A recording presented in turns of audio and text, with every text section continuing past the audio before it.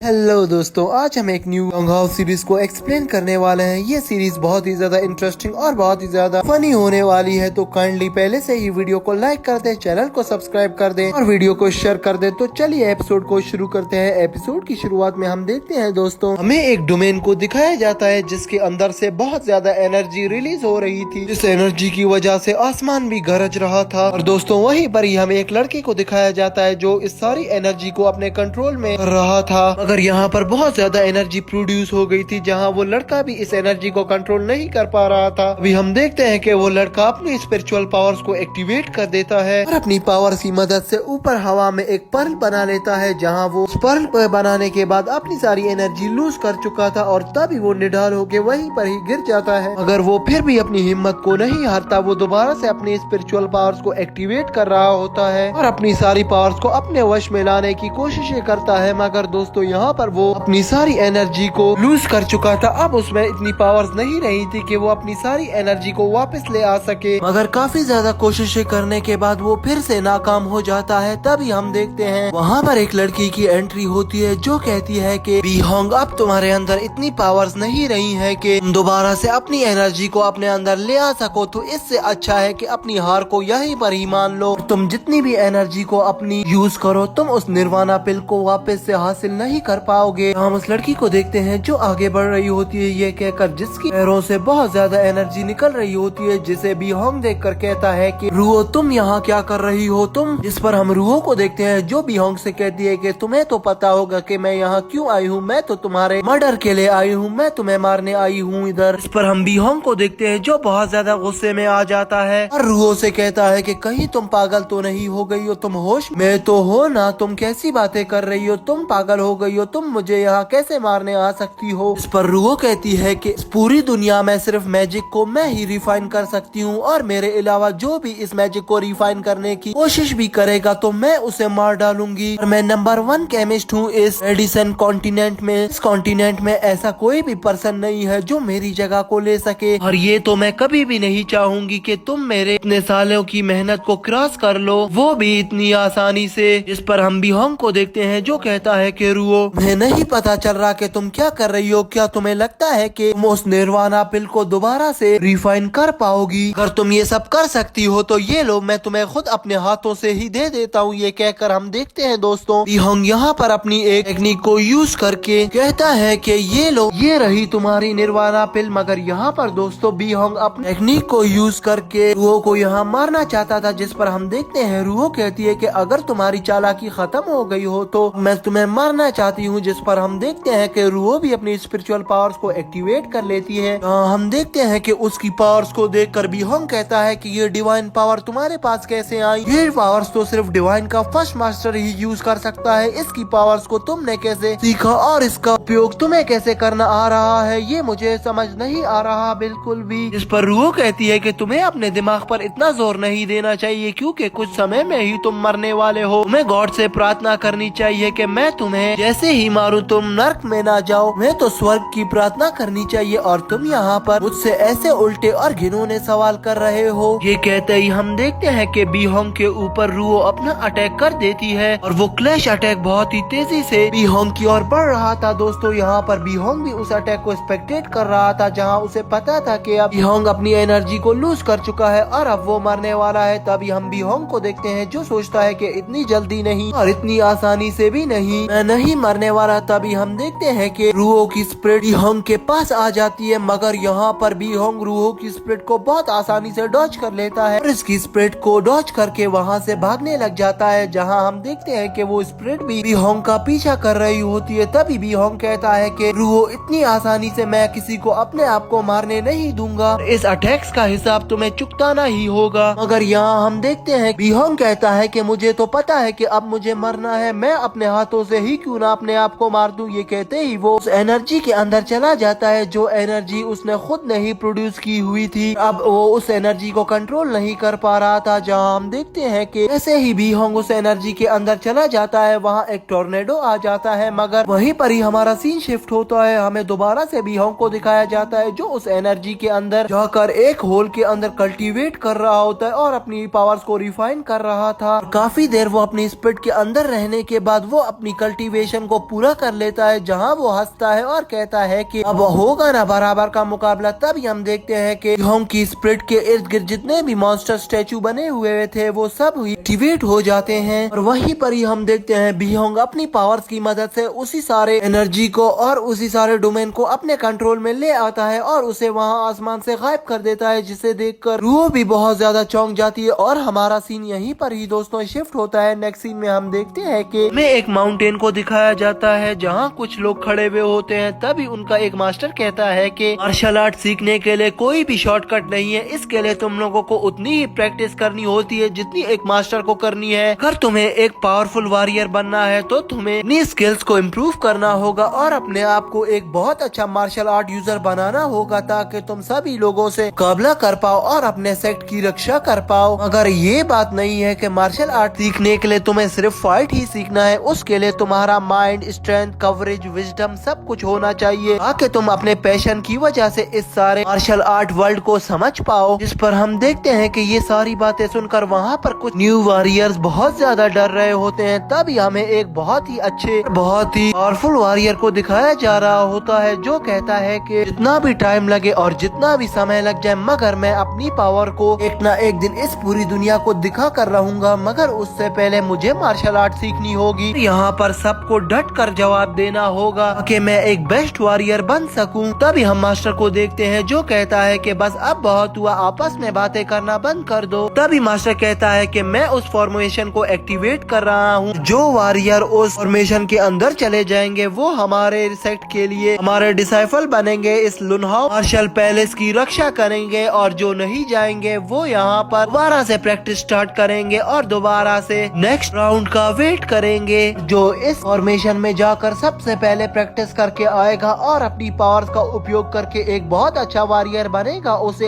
एक गिफ्ट भी दिया जाएगा लुनहाउ मेंशन की तरफ से, और वो एक वाइड स्प्रिट पिल है। हम देखते हैं कि सभी लोग उस पिल को देखकर कहते हैं कि ये पिल तो हम ही जीतेंगे। सभी लोग वहाँ पर उस पिल के लिए लड़ रहे होते हैं, जहाँ हम देखते हैं मास्टर कहता है कि बस अब लड़ना बंद करो, जो विनर होगा ये पिल उसे ही मिलेगी, ऐसे ही किसी को हम इस पिल को नहीं दे सकते हैं। ये बात याद रखो कि तुम में से एक ही विनर होगा, और अपने आप पर भरोसा रखो, तुम सब ये सब कर सकते हो, तुम एक अच्छे वॉरियर बनोगे। इस पर हम देखते हैं कि वहीं पर खड़े दो वॉरियर बात करने लगते हैं और कहते हैं कि ये जो पिल है ना, ये आपकी कल्टीवेशन को 2x पर ले जाती है। अगर आप इस पिल को खा लें तो आप बहुत जल्दी इतने पावरफुल पर्सन बन सकते हैं जितना कोई 1 साल में बनता है। वहीं पर हम एक वॉरियर को देखते हैं जो बहुत ज्यादा सीरियस था, वो ये सारी बातों को सुन रहा था और एक एक बात को वहीं पर खड़ा नोटिस कर रहा था। यहाँ वो कहता है कि मुझे तो इस पिल के बारे में कुछ नहीं पता, मगर मार्शल आर्ट की दुनिया पर रूल करने वाला फर्स्ट पर्सन मैं ही बनूंगा और इस दुनिया को मैं ही रूल करूंगा। अगर ये पिल अगर मैंने जीत ली तो मैं अपनी कल्टीवेशन को और ज्यादा इम्प्रूव कर सकता हूँ और अपनी पावर्स का यूज करके एक बहुत अच्छा और ग्रेट डिसाइफल बन जाऊंगा। हमें उस डिसाइफल का नाम पता चलता है जिसका नाम सूबी होता है। हाँ, वो लड़की कहती है कि सूबी मेरी बात सुनो, मुझे तो यही लगता है कि इस पिल के रियल हकदार तुम ही हो, जितनी पावर्स तुम में है और जितना पैशन तुम में है, मुझे तो नहीं लगता कि इस पिल को कोई दूसरा जीत पाएगा हमसे। अगर मेरी ये बात भी याद रखो कि मैं भी बहुत ज्यादा प्रैक्टिस करके आई हूँ, मैं भी तुम्हें इतनी आसानी से इस पिल को ले जाने नहीं दूंगी। तुम्हें क्या लग रहा है कि तुम इसे जीतोगे? ऐसा हरगिज ही नहीं होने वाला, मैं सिर्फ एक मजाक ही कर रही थी। जिस पर हम देखते हैं कि हाँ, सूबी कहता है कि अपने ख्वाब देखना बंद करो, ये ही मेरी पिल है, इसको मैं ही विन करूंगा और अब तुम देखती जाना। जिस पर हम देखते हैं शेन को बहुत ज्यादा गुस्सा आता है, जहाँ शेन के साथ उसका डिसाइफल भी खड़ा होता है, जहाँ डिसाइफल कहता है कि सूबी तुम बहुत ज्यादा कमजोर लड़के हो और तुम जैसे ब्रदर हान ने कहा था कि तुम एक लूजर हो, तुम कभी भी एक अच्छे डिसाइफल नहीं बन पाओगे और ऐसा ही होगा, तुम कभी भी एक अच्छे डिसाइफल नहीं बन पाओगे। और तुम्हारी सू फैमिली को इतना ही तुम पर गर्व है, उनको कुछ ही दिन में मू फैमिली उनके ऊपर ओवरटेक कर लेगी और सू फैमिली की जगह मू फैमिली का नाम आ जाएगा। तुम ये देखते रह जाओगे और तुम्हें पता भी नहीं चलेगा कि ये कैसे हुआ सब। आइंदा के बाद रूओं के बारे में बकवास भी की तो फिर मैं तुम्हें नहीं छोड़ूंगा, ये मैं तुम्हें लास्ट चांस दे रहा हूँ। इस पर हम सूबी को देखते हैं जो इनकी बातों का बुरा नहीं मानता, उल्टा इनको रिस्पेक्ट देता है। तभी हम देखते हैं कि सूबी के पीछे एक लड़की खड़ी होती है, वो कहती है कि सीनियर ब्रदर के पास इतना वक्त नहीं है कि तुम जैसे फालतू लोगों के साथ वो बैठकर बहस करे। तुम लोग तो इतने ज्यादा बेवकूफ हो कि तुम लोगों को तो इसका साथ देना चाहिए, बल्कि तुम इसे डिग्रेड कर रहे हो। जब वे इस दुनिया का पावरफुल व्यक्ति बन जाएगा तो तुम सभी आओगे, इसके पैर छुओगे। तभी पीछे से एक लड़की आती है जो कहती है कि बिल्कुल सही कह रही है ये। जहाँ हम देखते हैं कि वो फिर सीनियर ब्रदर से कहने लगती है कि सीनियर ब्रदर आप इनकी बातों का नोटिस नहीं करें, इन लोगों का तो काम ही बकवास करना है, ये सब लोग आपसे जेलिस होते हैं, हमें पता है आप कितने ज्यादा पावरफुल हैं और आप इतने ज्यादा अच्छे इंसान हैं, कुछ भी हो जाए हम सब आपको सपोर्ट करेंगे, इन लोगों की आपको परवाह करने की कोई जरूरत नहीं है। हम देखते हैं कि सामने खड़ी लेडी जो अभी सूबी को बुरा भला कह रही थी वो एक सोच में पड़ जाती है। हाँ, वो अपने पास्ट के बारे में सोच रही होती है और वो सूबी से कहती है कि तुम मुझे बहुत ज्यादा पसंद हो, मैं तुम्हें पसंद करने लग गई हूँ। अगर वहाँ पर सूबी उसे कोई रिप्लाई नहीं देता और वहाँ उसी एकेडमी के कुछ वॉरियर्स उस लड़की को देखकर बहुत ज्यादा हंस रहे थे क्योंकि इसने सूबी को कहा था कि मैं तुम्हें पसंद करती हूँ, मगर सूबी ने देखो इसे किस तरह इग्नोर मार दिया। और वहीं पर ही हम दोबारा से अपने प्रेजेंट सीन में आते हैं। ये लड़की जो है ये सूबी को पसंद करती थी दोस्तों, मगर सूबी ने इसको घास भी नहीं डाली, तो इसीलिए अब ये सूबी के खिलाफ खड़ी हो गई है। जिस पर हम देखते हैं कि लड़की गुस्से में आती है और सूबी से कहती है कि तुम इन सारी वुमेन्स के पीछे छुप रहे हो, अगर तुम में पावर है तो सामने आओ। जिस पर सूबी कहता है कि मुहा, मुझे नहीं पता कि तुम कैसे मेरे प्यार में गिर गई, जब मैंने तुम्हें मना कर दिया है तो तुम इतना ज्यादा गुस्से में क्यों आ गई हो, मैं तो तुम्हारी इस तरह दोस्तों की तरह नॉनसेंस पर्सन पसंद होने चाहिए, तुम्हें मैं कैसे पसंद आ गया। पर हम मुहान को देखते हैं जो बहुत ज्यादा गुस्से में आ जाती है दोस्तों। अगर और यहाँ पर इनकी फाइट शुरू हुई होने वाली थी, जहाँ मास्टर को देखते हैं जो कहते हैं कि तुम दोनों यहाँ पर लड़ना बंद कर दो, हम यहाँ पर लड़ने के लिए नहीं आए, हम यहाँ पर वॉरियर्स को बनाने के लिए आए हैं, और अगर तुम लोग यहीं पर ही लड़ दिए तो मैं तुम दोनों को ही इस हाल से निकाल दूंगा। इस पर हम सूबी को देखते हैं जो आगे बढ़ता है और कहता है कि सिक्स मास्टर हम लड़ नहीं रहे, हम आपस में ही एक कंपटीशन कर रहे थे और हम आपस में ही देखना चाह रहे थे कि हम सब में कौन सबसे ज्यादा पावरफुल मार्शल आर्ट यूजर है। मैं तो कह रहा हूँ कि वो लोग पावरफुल है, मगर वो मेरी बात को मानने के लिए तैयार ही नहीं है। जिस पर हम सिक्स मास्टर को देखते हैं जो कहता है कि सूबी, मुझे पता है कि कुछ तुम टाइम पहले इंजर्ड थे, मगर अब मुझे बताओ कि तुम्हारी तबीयत कैसी है, क्या तुम्हारी इंजरी रिकवर हो गई। यहाँ पर हम मुहान के एक डिसाइपल को देखता है जो कहता है कि जितना भी मास्टर से अपने आप को छुपाओ वो तुम्हें पहचान लेंगे। देखे मास्टर, ये इंजर्ड है और ये मार्शल आर्ट को सीखने के लिए कैसे आ रहा है, इस पर तो बैन लग जाना चाहिए, इसको कभी भी मार्शल आर्ट की दुनिया में दाखिल ही नहीं करना चाहिए, ये एक गद्दार है, ये झूठ से आ रहा। जिस पर हम देखते हैं कि ये बात सुनकर सूबी को बहुत ज्यादा गुस्सा आ जाता है, जहाँ सूबी कहता है कि मास्टर, मैं पहले इंजर्ड था मगर अब मैं ठीक हूँ और मैं आपसे कुछ कहना चाहता हूँ। ये कहते ही हमारा ये एपिसोड यहीं पर ही दोस्तों एंड हो जाता है। तो प्लीज इस एपिसोड को ज्यादा प्यार दिखाएं ताकि हम इसकी तरह के न्यू एपिसोड लाते रहें। अगर आपको ये एपिसोड अच्छा लगा तो प्लीज पहले इसे लाइक कर देना, चैनल को सब्सक्राइब कर देना और इस वीडियो को अपने एनिमे लवर फ्रेंड्स के साथ शेयर करना मत भूलना। तो चलिए मिलते हैं किसी अच्छी और नई वीडियो के साथ, तब तक के लिए दोस्तों बाय।